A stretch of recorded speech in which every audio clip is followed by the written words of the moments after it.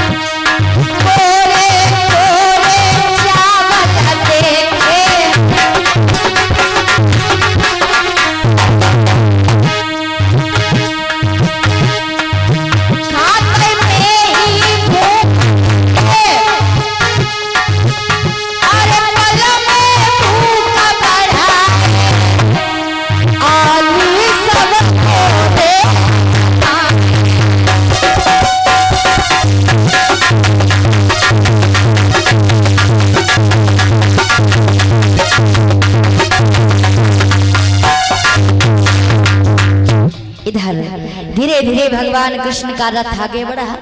चलते चलते मथुरा में रथ रोक दिया। जैसे ही रथ को रोका भगवान कृष्ण ग्वाल वाल सभी रथ से नीचे उतरे।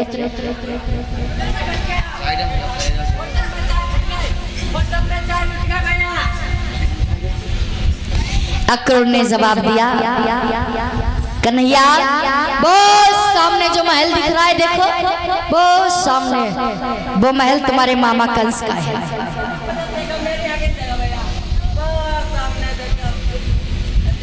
और कुछ ही देर में मैं तुम्हें धनुष यज्ञ के लिए लेने के लिए आऊंगा। अब इधर अक्रूर जी तो चले गए। भगवान कन्हैया नंद बाबा से कहने लगे, बाबा अगर आप मुझे आज्ञा दो तो मैं मामा की नगरिया को घूम करके देखा। नंद बाबा ने कहा, चले जाओ बेटा, लेकिन जरा संभल करके जाना। अब कृष्ण और बलराम वहां से चले। चलते चलते आगे बढ़े, सामने से देखा कि गोपी चली आ रही है। भगवान आगे बढ़े, दौड़ करके उस गोपी का घूंघट खोल दिया। घूंघट खोला, गोपी से पूछने लगे, गोपी क्या है, क्या नाम है तुम्हारा? तुम्हारा क्या नाम है? मेरा नाम कृष्ण है, मैं वृंदावन से आया हूँ। और मेरा नाम?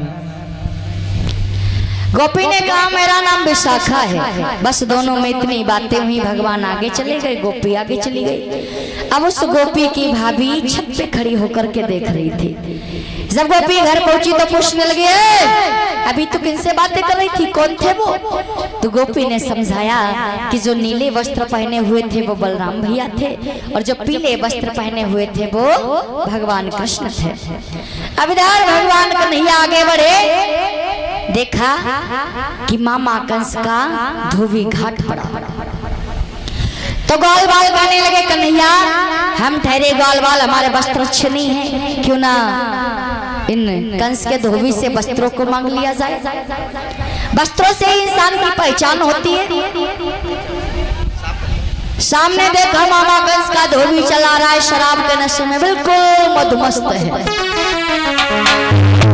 अरे पी के शंकर जी की बूटी अखियां खुल गई, क्या टूटी।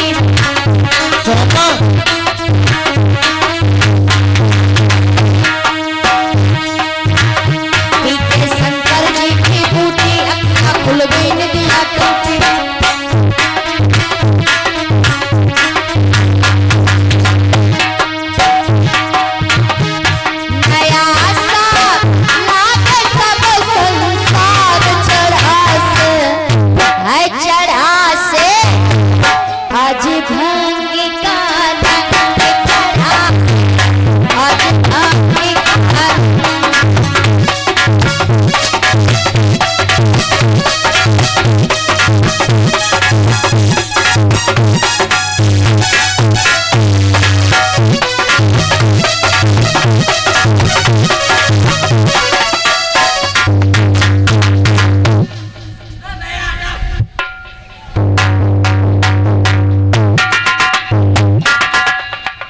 मामा कंस का धोबी चला रहा है शराब के नशे में बिल्कुल मधुमस्त।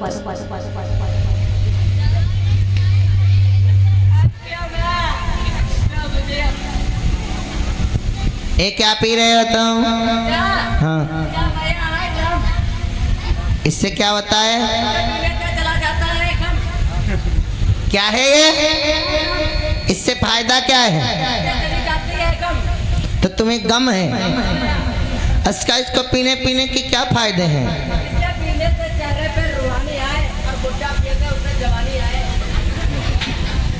क्या बोल रहे, क्या? पीने से चेहरे पे रूहानी आए और ये बाबा पीले तो उससे जवानी